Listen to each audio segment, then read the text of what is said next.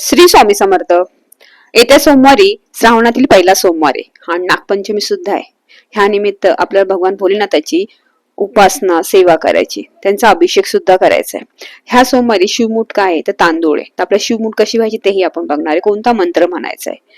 तुम्हाला शिव मंदिरात जायचे, दिवसभरामध्ये कधीही जा, खूप छान राहील. कारण दिवशी नागपंचमी पण आहे, त्यामुळे शिव मंदिरात जायचंय.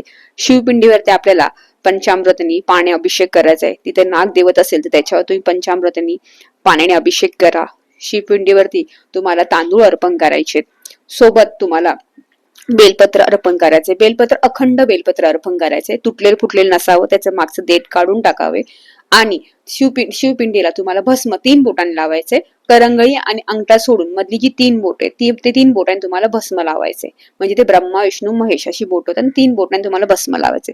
अशा पद्धतीने तुम्हाला मंदिरात जाऊन महादेवाची उपासना करायची, अभिषेक करायचा आहे. तिथे बसूनच शक्य असेल तर, वेळ असेल तर किंवा जागा असेल तर कमीत कमी 11 वेळा 108 वेळा ओम नमः शिवाय हा मंत्र जप करा. तिथे शक्य असेल दिवा लावायची सोय असेल तर दिवा नक्की लावा म्हणेल मी. तुम्ही एक पंथी नक्की लावा.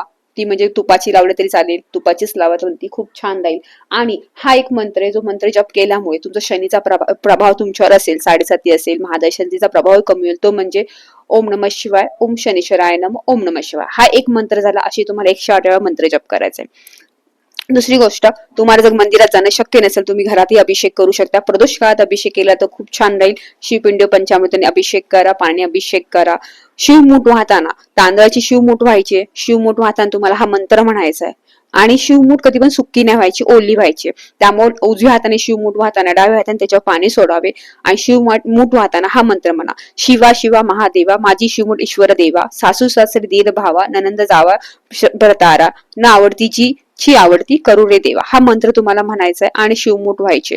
अशा पद्धतीने तुम्हाला घरच्या घरी सुद्धा अभिषेक करू शकता. आता तुम्ही सेवा काय करायची, त्या दिवशी तुम्ही ओम नमः शिवाय हा मंत्र जप कमीत कमी 108 वेळा नामस्मरण करा.